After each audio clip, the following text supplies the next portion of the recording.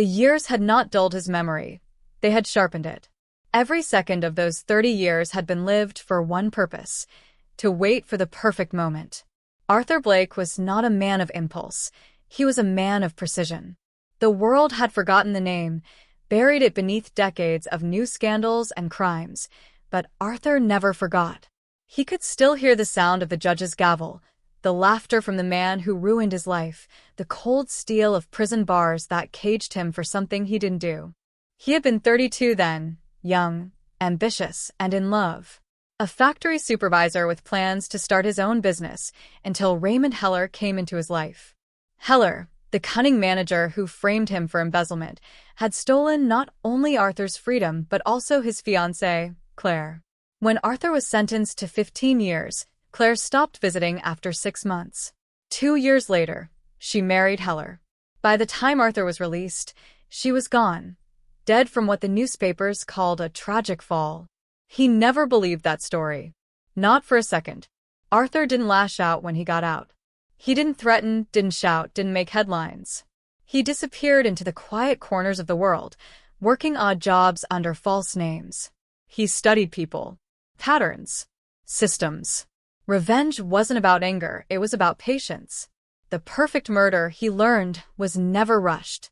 For 3 decades, Heller's name appeared in business magazines, smiling from covers, celebrated for his success story. He grew rich, influential, untouchable. But age had a way of making men arrogant and careless. By his 60s, Heller had traded boardrooms for country clubs, a city penthouse for a lakeside mansion. He thought time had washed away the past. He was wrong. Time was the weapon Arthur used best. It began quietly, small, untraceable things. Arthur started by studying Heller's world from afar. He moved to the same town under the name Walter Briggs, an insurance consultant. He learned the routines, the morning walks, the Friday night poker games, the visiting nurse who came twice a week. He even discovered the security blind spots around the mansion. The house was new, but the man living inside was still the same liar who once smiled as Arthur was led away in handcuffs. The plan unfolded like clockwork, each piece falling into place with surgical precision. Arthur didn't want just to kill him. He wanted Heller to feel what 30 years of fear and regret tasted like. He mailed anonymous letters at first, typed notes that said things only Arthur could know. "How's Claire sleeping these days?" And "Some debts don't expire." He waited weeks between each one, just long enough for Heller's paranoia to grow roots. Neighbors noticed the lights in the mansion staying on later and later. Heller began drinking again, hiring new guards, replacing locks, installing cameras. None of it mattered. Arthur had already infiltrated the system, posing as a technician who updated the surveillance feeds.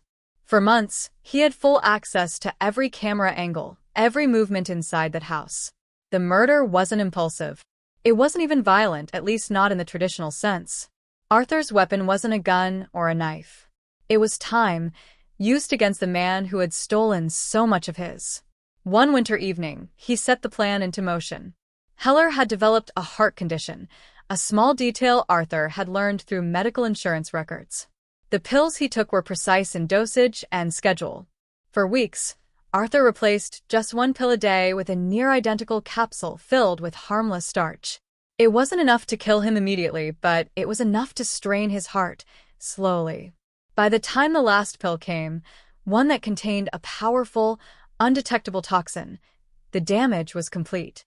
That night, as snow blanketed the quiet streets, Heller was found slumped over in his chair, glass of whiskey in hand, television flickering silently in front of him. The autopsy listed it as a cardiac arrest. No foul play suspected. No signs of intrusion. Just an old man dying of natural causes. Arthur didn't smile. He didn't celebrate. He simply watched from across the lake, the reflection of Heller's mansion glimmering in the frozen water.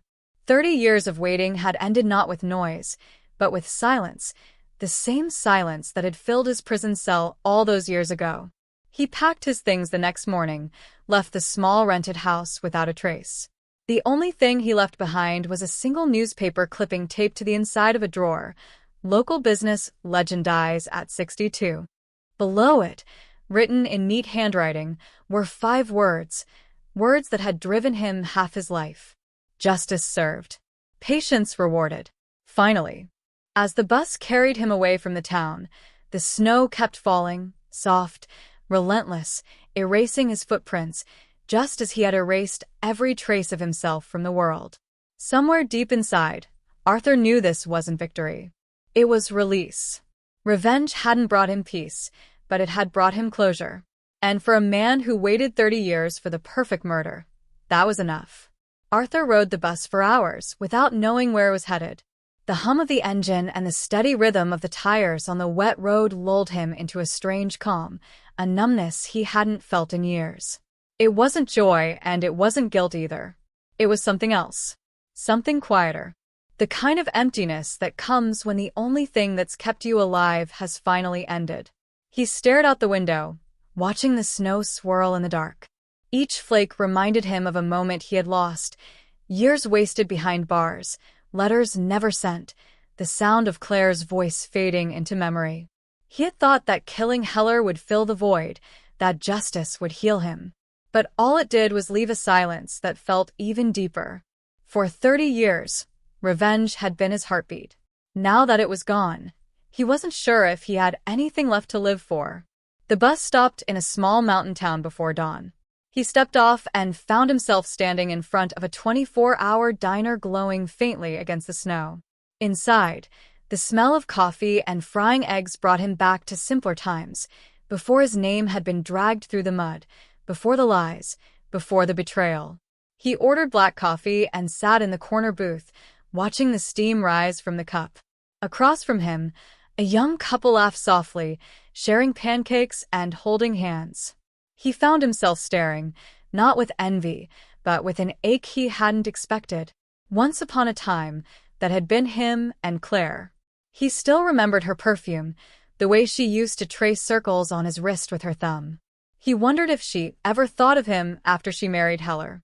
If she ever knew the truth. Or if, in her final moments, she realized who the real monster was.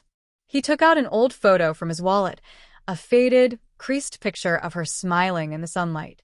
The edges were worn, the colors almost gone, but the eyes were still bright. He placed it on the table, beside the coffee cup, and whispered, "It's over, Claire. I kept my promise." The waitress, a middle-aged woman with tired eyes, came over to refill his cup. "You okay, hon?" she asked. He looked up and forced a faint smile. "Yeah," he said softly. "Just thinking about old times." For the next few days, Arthur stayed in a cheap motel overlooking the frozen woods. He didn't read the papers, but he knew the story would fade quickly, just another obituary for another old man. There would be no investigation, no suspicion. The world would move on, just as it always did. And yet, he couldn't shake the feeling that something unfinished still lingered. He began writing. Not letters, but a confession, a record of everything that had happened. Not to seek forgiveness, but to tell the truth. He wrote about the frame-up, the trial, the nights in his cell when he imagined this moment, and the years spent planning each move. He wrote about Heller, about Claire, about the way time corrodes everything except memory. Page after page, his handwriting became steadier, more deliberate. It was as if every word bled out the poison he had carried for 3 decades. When he was done, he sealed the pages in an envelope and left it on the nightstand. The front read, "For whoever wants to understand." He didn't sign his name. He didn't need to. That night, as the wind howled outside, Arthur sat by the window and watched the snow fall again. Always falling, always cleansing. He thought about how Heller must have felt in those final moments. The confusion, the fear, the realization that he couldn't control everything. Maybe that was what true revenge was, not the act itself, but forcing the guilty to face what they'd spent a lifetime escaping. The next morning, he checked out of the motel. No destination, no plan. Just a small backpack, a worn coat, and a mind finally free of the weight it had carried for so long. As he walked down the road, the mountains rose ahead of him, cold and timeless. Somewhere behind him lay the life he had destroyed, his own as much as Heller's. Arthur paused for a moment, looking back at the distant town barely visible through the snowfall. 30 years, he whispered. And now, maybe I can start living. But as he turned away and disappeared into the white landscape, the faintest trace of a smile flickered across his face, not of satisfaction, but of peace. Because in the end, revenge wasn't about killing a man. It was about surviving the wait. And Arthur Blake had done exactly that.